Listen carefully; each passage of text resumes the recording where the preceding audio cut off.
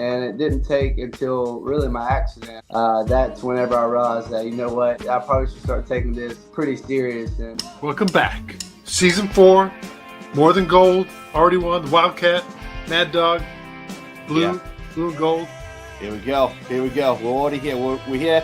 Already won, guys. New episode coming to you live. And we've got a great guest today. I'll tell you, Mad Dog, this season is all about More Than Gold. We're going to try and dive into different guest stories, their testimonies, their trials that they've been through that helps their faith be refined to be with more than gold. And have we got a good guest today? This story is going to be very impactful, right? He's a young man, Parker Byrd. He's currently a junior at the University of East Carolina University. He's an infield right-handed pitcher for the Pirates. Go Pirates. He's the son of Jeff and Mitzi Byrd, two-time Eastern Carolina University Director of Athletics Honor Roll member, named to the 2023-24 American Athletic Conference All-Academic Team. But you know what, Ben? He's playing with only one leg. He's going to talk about this accident he suffered, endured, and is still going through when he had to have his leg cut off, amputated. So he lost his right leg in a boating accident. He's had 22 surgeries, but he became the first player, men, women, to play any sport in Division I with a prosthetic leg. Amazing. Wow. And we're hoping to put some of the footage in this to show a little bit about that. You're going to see it. It's going to be there. Yeah, we're going to put that in. And when you see him hit that first shot, I mean, it's really incredibly moving and powerful. So, yeah, we're looking forward. All right, let's show it now. First pitch swinging hard on the ground and eats up Laskovsky. Byrd reaches first on the hard hit single. His first RBI on Wednesday. And now looking at his first collegiate hit tonight. Yeah, that ball was laced at the third baseman's feet. Hit really well. Comes out for the pinch runner here, and just look at this moment in Greenville. What happened was a tragedy, but amazingly, we're going to hear that God has used that, and his incredible test, has become his testament. And we're going to hear an amazing young man who is going to share how his faith has become worth more than gold. And he's got incredible maturity, and he's got an amazing story to tell. All right, without further ado, let's welcome this week's guest to the podcast, Parker Byrd. Parker, welcome. yeah, well, thank you guys for having me on. It's an honor, and I can't wait for the conversation. Awesome to hear you, see you. And again, I'll apologize. Ben has a strange accent. You'll catch that. So if you have any questions that need repeating or clarifying, just ask me, and I'll Americanize them for you. That's right. Good. I love it. All right. Well, before we do the questions, before we get deep into the thick of it, we kind of do a rapid fire. We didn't tell you this because we want to hear your either or answer. It's never both. But okay, cool. The best answer is whatever comes out of your mouth. All right. You ready? Right, sounds good. Let's do it. All right. So donuts, Krispy Kreme or Dunkin' Donuts? Oh, Krispy Kreme, man, all day. There you go. All right. Peanuts, boiled or roasted? Oh, probably roasted. Yeah, Right, I'm a roasted guy. But bowl's good too, though. So not knocking on that at all. But definitely. Well, tell me this: at your baseball games, do they serve boiled peanuts, or is it only? Yeah, roasted? I think they do. I know at most baseball games they do. So Wow. I'm pretty sure they do. I took Ben to a Brewers game up here in Milwaukee, and it was roasted peanuts. He wouldn't know what a boiled peanut was. I know Krispy Kreme, but I don't know boiled peanuts. Yeah, he knows Krispy Kreme. All right, shrimp and grits or shrimp cocktail? Shrimp and grits, man, any day of the week.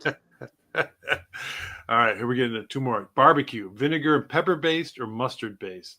Vinegar. Down south here, we do vinegar in North Carolina. So. All right, so there you go. There you go, Ben. You're learning. And the last one for baseball: Shohei Ohtani or Cal Riley? Raleigh, sorry. I like Cal Raleigh, man. He's a North Carolina native. That's right. I mean, I like Shohei too, but I mean, he's doing great stuff for the game. But I really like Cal Raleigh this year, man. He's really putting on a show, and I really hope he wins MVP because, I mean, I feel like he deserves it. Because if you take him off the Mariners, they're not anywhere as close as where they are now. But I feel like if you take Aaron Judge off the Yankees, they're still pretty good. So, I mean, we'll see though. I mean, I feel like he deserves it, but you never know with MLB and their voting and stuff like that. So, I hope it goes to him. Just because he's a North Carolina boy and he grew up in the mountains here, but he deserves it, I believe. There we go. Shout out for Cal to get MVP. You heard it here That's first, right. people. There we go. That's right. Prediction made. Right. How they do, Ben? Yeah, no, I love it. We people who don't live in America, it's great to kind of hear and be exposed to different things. And one of the sports that we're trying to kind of educate people about around the world is baseball. So, like Cal said before, I've been watching the Brewers live, which was a good experience. But then, you play baseball, Parker. So, tell us a little bit about when did you get into it and how did you kind of fall with the game? I think I fell in love with baseball from a very young age. My very first toy was this toy where I could just sit down and I could just hit the ball and then go round and round. So my love for baseball is really natural. It's from a very young age, but I started playing competitively when I was about 5 years old. I played on my cousin's team who was 8 at the time, and I was 5. So, I started off hitting last and stuff, but I very quickly made my way up to hitting leadoff and hitting 3-hole and all that stuff. So I had a very natural attraction to the game, and luckily God blessed me with a lot of talent. I grew up in a very small town in Laurinburg, North Carolina, and everybody knows everybody. I grew up with the same people, and I was very blessed to play with the same group of guys all the way from 8 years old until I graduated high school.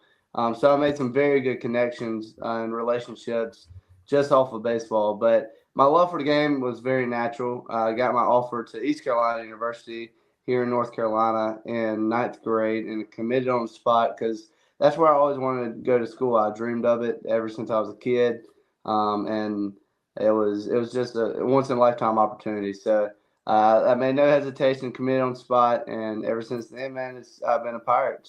So we know baseball is important to your life. It's defining who you are, but we also know as a Christian, that defines you probably more so. And even now with your situation, tell us how and when you became a Christian.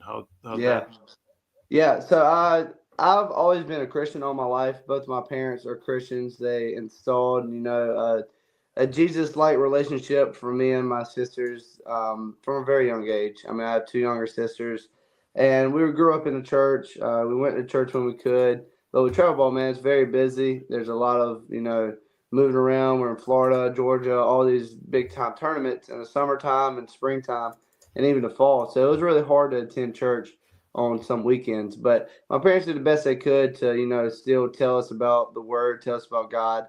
But it didn't really take, or my 9th grade year, there's a guy by the name of Darryl Strawberry, who is a baseball player, and he could arguably be a Hall of Famer, but he got into some drugs and stuff like that along his career. Well, he now is saved by the grace of God and goes around and shares his testimony to people. Fellowship of Christian Athletes brought him to little Laurinburg, North Carolina. I heard his testimony, and that night I gave my life to Christ. And so that night in 9th grade, that's when I gave my life to Christ. But I really didn't have, that intimate relationship with Jesus yet. And it didn't take until really my accident. And that's whenever I realized that, I probably should start taking this pretty serious and not put this on the back burner of my life. Great. So let's talk a little bit about that then, your accident. So tell us what it was like in high school, and then you accepted, you got a scholarship. Tell us a little bit about that, and then just before the accident, yeah. So, I had a very successful high school career. I committed in 9th grade. I was 2-time All-State baseball player, 2-time All-Conference. I number 1 shortstop in the state of North Carolina. So, it was pretty cool accolades, right? But it was nothing compared to the scholarship that I received from East Carolina, because that was the ultimate goal, was to go and play at the next level, whether that being getting drafted or even, just going to college. And so I committed, and, I was really looking forward to it. And then after I graduated high school in June of 2022, I had to come up to summer school just to get acclimated to East Carolina. All the incoming freshmen came. So I was building these cool relationships, and everything was going well. Well, there was a recruit that came halfway through the summertime. He's like, hey, my family has this river house in Bath, North Carolina, and we should all go one weekend. We can go tubing on the boat, have some cool meals and stuff like that, go fishing. All right, sounds good, man. We kind of just blew him off. Well, it's the last weekend of summer, and he asked again. We're like, all right, we'll go down, man. He said it's a great time. So me and 4 other teammates decided to go down to Bath, North Carolina, which is only about 40 minutes away from Greenville. And that Friday we had a great time. It really lived up to the expectation, lived up to the hype. And that Saturday morning, I was supposed to take one of the guys that went back home to Greenville because he had help. He had agreed to help an elderly couple move some furniture, and he was like, you know what, like I'll go, but I need somebody to take me back. And I was like, hey man, I'll volunteer. Like I don't really care to be there 2 days. I don't mind taking you back. It's only 40 minutes. I was like, but he got a call that Saturday morning saying, hey Miles, thanks for volunteering, but we don't really need your help anymore. So we're like, hey, sounds good. Let's go back out on the water and have fun like we did yesterday. So we went back on the water, and me and a guy named Dixon Williams were on the tube first that day. And first ride went great. Me and Dixon were on for probably 30 minutes, and everything was going good. I mean, 20, 30 minutes, it felt like a long time. But we both ended up falling off, and we're like, hey, you know what? Let's get back on. We had a great time. So we got back on, and the driver's like, I'm going to try to throw you guys off a little quicker this time. You guys were on a while last time, so I'm going to try to make it harder for you guys. All right, sounds good, man. We're D1 athletes. We can hold on to this tube. So it turns out he floored it, and Dixon falls off pretty quickly. And driver snatched the boat the other way, allowing the tube to hit a wake, which led to it flying way into the air. And I just kind of let go because I'm terrified of heights. So I let go, and me and Dixon both hit the water pretty hard. And so we were swimming back to the boat just because we were done for the time being. And I was pretty far ahead of Dixon just from where we had landed from the boat. And as I was swimming in, I was using the rope from the tube to help guide myself back in. And as I got within 10 to 15 yards from the boat, the driver put the boat in reverse, or it got knocked into reverse somehow, which eventually led to the rope getting caught in the propeller and basically pulling me into the propellers, which then hit both of my legs, my left and right leg. And I pushed off with my left hand. And then from there, Miles, the guy I was supposed to take back to Greenville that day, jumped in immediately. And he was on the end of the boat. And he had a friend back home in Florida die of a boating accident. So he knew that getting me help was going to be very key to saving my life. So he jumped in. Him and Dixon helped guide myself back onto the boat. And from there, they had to wave down other boats because our boat wasn't able to move due to the rope being caught in the propeller. So they waved down the first boat. 911 was being called in the meantime as well. And the first boat stopped, and on that boat was a family. And we addressed the situation to them, told what happened, and tell them we needed help. And they said, sorry, we can't really help. We have kids on the boat, and we don't want to expose them to the scene, but here's a first aid kit. And my friends were like, his legs are far from a Band-Aid at this point. So they just kind of threw the first aid kit and waved down other boats. Well, the second boat stopped. And on that boat was 2 couples. And the only reason they were going back in that day was because one of the couples had gotten into the argument. And they were like, you know what, can you just take us back? I'm done with him for today. We just want to go home. So on the way back through, they saw us. And they saw us waving and stuff. So they stopped.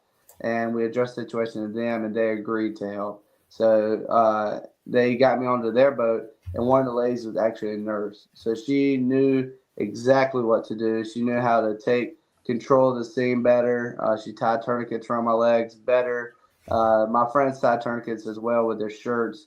But she had rope that she tied tighter. They got me transported to the marina where there was an ambulance waiting on me to take me to a Washington hospital, which then airlifted me immediately to ECU Health here in Greenville.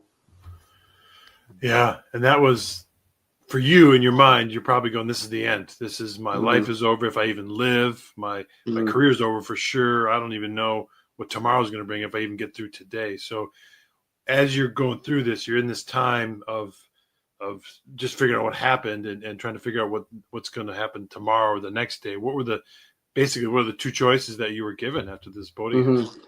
Yeah, so my accident happened on July 23rd of 2022, and then it was about 12 days later, on August 4th, the doctor came into my room pretty early that morning and said, hey, Parker, we have 2 options. Option A, we can continue this medicine we have you on now and which isn't working at all. And basically the infection would spread to your kidneys and lungs, and you'll basically end up dying. Or option number B, we can just amputate your right lower extremity. And I was like, well, doc, I don't think there's two options here. I think I want to live. I don't care if I have 1, 2, 0 legs. It doesn't matter. I want to live. So obviously I chose option B, and we're still living today. But yeah, it was definitely a hard decision, and I'm very fortunate to be in the position I am today. But it's never words that you want to hear at all. So what was it like then? So you made that decision. Obviously, you've got your parents around you. What was it like in that time? So such a young guy, like kind of going through that. Like, what was what was your parents saying to you? I know, in that time, I know your mum said something really important, which resonated with you, right, in the future. But let's tell us about that, and what you were going through at that time. Yeah.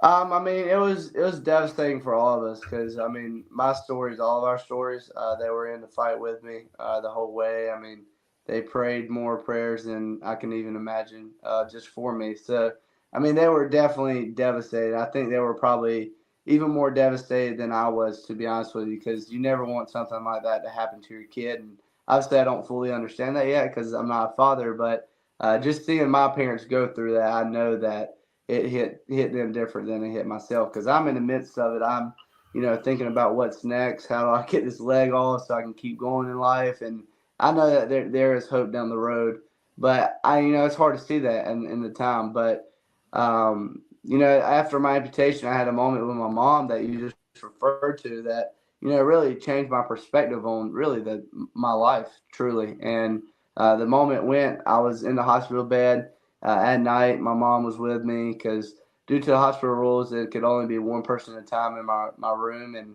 so she was in the room with me that night, and she could tell I was kind of down. And she's like, well, Parker, why are you sad? Because, I'm a very talkative guy. I'm, always full of energy. And she was like, Parker, why are you down? And I was like, well, Mom, I don't know if you know this or not, but I'll never be able to play baseball again.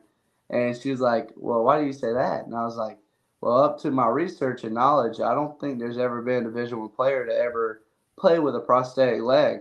And she says without question or hesitation, she said, well, there always has to be a first. Why not you?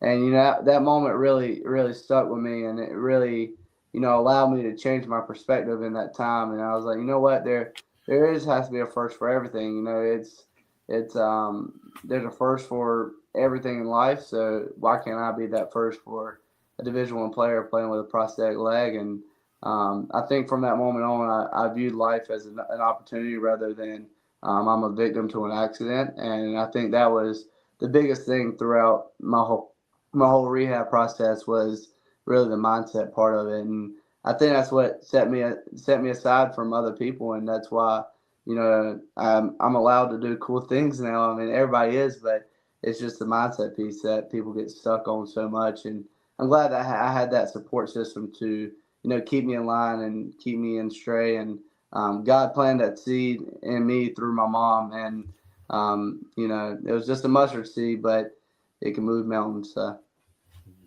Yeah, Mom and Dad often are doing things behind your back. You probably won't even know it until you have your own kids, and then the other stories will come out and they'll say, well, you forgot when this happened, we were also doing this. And you're like, oh, okay. That's right. Always. So we know that you're already working hard. Even before your boating accident, you were working hard to get to the East Carolina. You were on the Pirates, ready for the first season to kick off. You were already making that. But then with this amputation and this other rehabilitation you're going through, you were working probably even harder than most, whether mentally, spiritually, physically, you were doing so much. So how does that look when you became the first amputee baseball player in Division I? Did that even cross your mind, or just like, hey, I'm here, I made it, God's blessed me this, and I'm going to use it to His glory? Yeah. With the rehab process, it was very monotonous. It was very long, honestly. And there was a lot of times leading up to my first at bat that I was, trying to get back to the field for selfish reasons, right? I was trying to get back to, play baseball again. It's what I did. It's what I love to do all my life. And so I was trying to get back to the field for, my own sake. Well, then my first at bat happened, and then I realized the impact that it had on not just the amputee community, but really just people that are looking for hope, right? And so I realized at that point that, you know, I was doing this for more than myself, that it was for people out there that were, you know, missing limbs, you know, missing loved ones, whatever it is, that just give up in life. And I realized the impact that I had at that moment, from people reaching out to amputees coming to my game, all that cool stuff. So I had my first at bat, and, you know, there was a moment of realization of, man, I really did just do this. And it was a really, really cool moment. Something I'll never forget in my life. But I think after that, I realized, you know, I did it. I mean, I'm back for my own sake, but now it's the time to, you know, share God's grace and tell people the gospel, and show people what is possible through Him. Amen.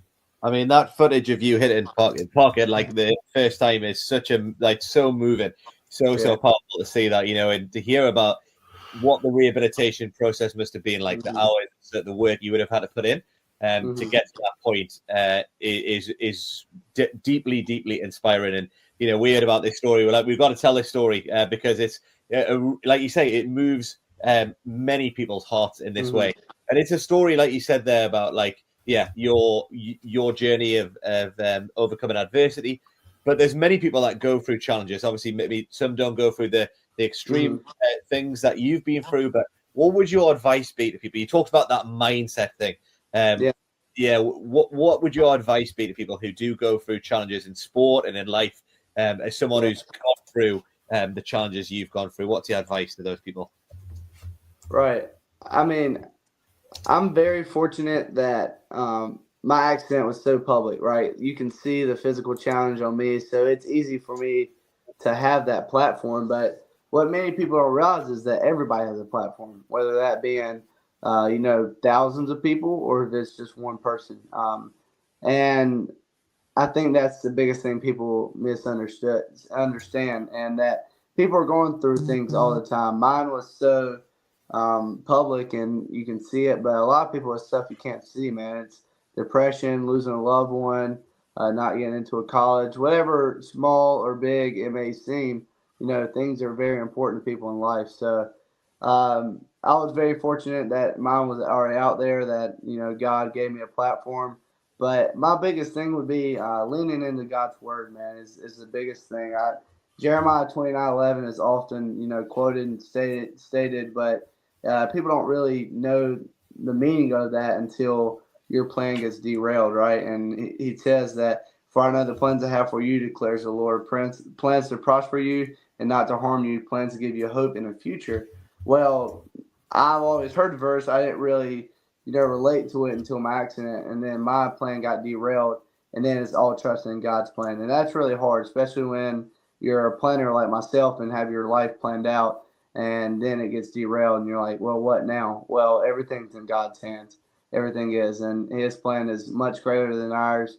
And now I get to, you know, share His light, share His glory, and He's not done working through me. That's the cool thing. As long as I'm breathing, He's not done. And same thing with other people, man. It's it can be hard. Life's hard, but I mean, as long as you're still living, God's not done with you, and you can always share His light. Matthew chapter 5 tells us that, you know, you're supposed to share His light. That a light is not placed on a hill to be dimmed throughout the city, but we should shine our light throughout the city like God tells us to do. So that is what my mission is today: is to share God's light throughout the world. And I have an amazing platform to do that God's blessed me with, not by the power of man, but the power of God. And I think that it's really powerful that people know that they have a platform as well, whether that being just a family member that can tell about Jesus Christ, or that's millions of people through the power of social media as well. So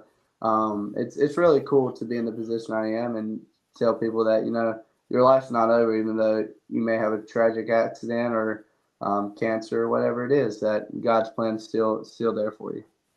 And that's our our message, we work across different countries and a lot of places where it's difficult, where terrorism, where it's even difficult to be a Christian. You get persecuted for just being a Christian under church. And your verse there, that's a verse that can speak volumes. God's in control.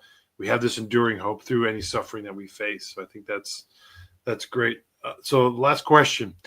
So your goals for the final season and beyond, and how are you applying your faith through that when you've been through this journey? Like, what are you seeing for the last? You're a junior now. You got 2 years left. Are you looking toward the draft? Is that something you're going to do, or play some summer league somewhere? And then even after that, what's your long-term goal with your life? I really like public speaking now, man. I just love going and sharing God's testimony that He gave me. I really do love it. I really want to start a foundation. Me and a guy named Trooper Wright, who got into an ATV accident. He's a 17-year-old from Eden, North Carolina. But me and him connected through social media. Came to one of my games after hearing my story, and me and him we're brothers. I mean, he's missing an arm above the elbow, but he's still playing high school football, doing some pretty cool things. So me and Troop, we want to create a foundation where it's in the works right now. And it's going to be called Limitless, Limbittless. Nice. So it's going to be some pretty cool stuff. So I want to touch people through that. But we'll see where God takes it, man. It's all in His hands. My life's all in His hands, really. I don't really care what I do anymore, whether that be in baseball or whatever it is. I'm just living out His plan, and whatever opportunity comes about, I'm here for it. But I mean, baseball may be in the cards, it may not, but if it's not, man, it's no big deal at all. Honestly, I crazy to say it, but it doesn't matter to me anymore. It's just a game. I mean, I love it, but it's not who I am anymore. It's just what I do. So it's pretty cool stuff, and we'll see where God has in the future. Do you hear that, Ben? He said it without saying it. More than just the game, more than the wins and losses. It's more than that. That's right. And that's all right. We talk about, right? It's in 1 Peter chapter 1. It talks about the trials that you go through. So then your faith is the thing that is more valuable than gold, and it's being refined. And we can see your faith is the thing that's being refined so much. That's the thing that's going to have eternal significance. All the other things will fade away, but all of those things will stay eternally. And you've had that perspective through the things you've been through, and you're now helping others to have that kind of perspective. Your story kind of really helps people see that, which is why it's so powerful. So, Parker, thank you so much, and we're excited, to follow that. The Limitless Foundation when it's coming, and for you and your platform as well going forward as well. So, thanks for taking the time. Well, thank you guys. Thanks, Ben. Thanks, Cal. Y'all have a blessed day, man. Yeah, appreciate you. See you guys. Good stuff. I mean, always good stuff. This one was pretty profound. Yeah, very, very powerful. I think, just really struck by it. Like, that footage we saw of him kind of being the first amputee baseball player in Div 1 to play. I mean, amazing. But we kind of heard the story of his rehabilitation and all the stuff that went on. What struck me, though, Mad Dog, was his mindset. The mindset that he would have to go through in the rehabilitation. And no one prepares for that, right? To go through something that he went through, right?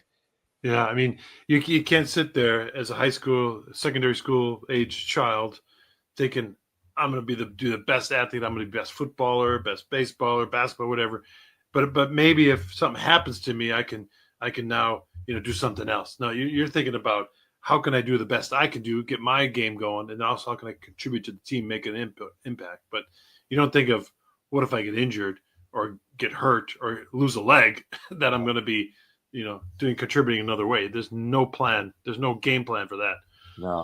No, but then, hearing just the providence of God in his story of the nurse being on that second boat and how he's able to be there and stuff. And it was actually just a millimeter away from one of his major arteries, I think. And that even in that, God's providence to then use that to then now he's reaching a whole new audience, right, of people who are hearing his story and stuff. Again, I bet he never prepared for that, right? But it's his mindset, right, is helping him now being able to share that with other people as well. So, and he talked about his mom and his dad just being the bedrock for his faith too. I mean, he said that it was in ninth grade that he heard this testimony of Darryl Strawberry, that baseball player. I don't know if you look him up. He played high sometimes in professional matches. The guy was a great player, but he was not living his life with any sort of value. But then becoming a Christian, and then later on having FCA bring him to a place where Parker was to hear this, and now challenging his own faith, that set the tone for when he actually got this injury and his parents were praying, talking to him, and other people as well.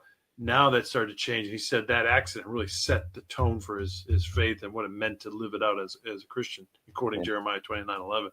Yeah, for sure. And then, our verse for this season, faith be more than gold, refined through the challenges and things. And that Parker said, he had a little bit of a faith, but when the accident happened, that was when his faith became real. And I think, like you said, is the thing that's now propelled him through, those things and will propel him going forward as well. So, but I did like his thing about the mindset. Do you see yourself as a victim or do you see it as an opportunity? And I think when you go through difficulties, it's hard sometimes to see. It's easy to be a victim and say, oh, well, how's this happened? But it's difficult. It takes maturity to see that as an opportunity. And Parker's someone who's seeing that opportunity to tell people, tell the already won audience around that, that God can use your test to become your testimony, and what testimony he has in the midst of that as well. But, he'd also said everyone has a platform, right? So he's having this platform now to reach a multitude of people. I think God will use him. His story is such a unique story to speak to, I think, a lot of people. But what do we do in Sports Friends? And we train a sports coach to do what in different places. First thing is we talk about the level one is we're getting the live, lead, minister coach, right? You, as a Christian coach, you're going to live, you're going to minister, you're going to lead, you're going to coach. But then level two is where this kind of stuff could come to be impactful, is that we're going beyond just the skills and the Bible things. We're going into the emotions. So the 4 Quarter Plus, he said, we help young people who develop technically, physically, socially, emotionally, and psychologically and spiritually. And so, this is the thing that we train coaches to have a platform to help young people who are going through various trials and tribulations that they go through. You mentioned in the episode there, so many young people face many difficulties and stuff, but we train a coach who's got a platform to speak into young people's lives and help them through those hardships. And we hope these coaches they're helping young people with their faith to be the thing that is proven more than gold. That's the thing that will stick and will have eternal value. All the other things, wins and losses, even gold medals, gold trophies will fade. But faith, genuine faith, is the thing that will keep you going in this life and the next as well. So I think Parker's story is a great example of that. And his platform, he's using it. But all of us have a platform, right? Every single one of us listening have a platform to kind of share our own tests and our own things, and how our faith is the thing that can actually be purified and be the thing that is worth more than gold. More than gold. But you know what? I think people have to tell their friends about this more than gold thing. We have to tell their friends, parents' friends. Tell Parker's friends, if you know them. Just tell everyone. We've already won.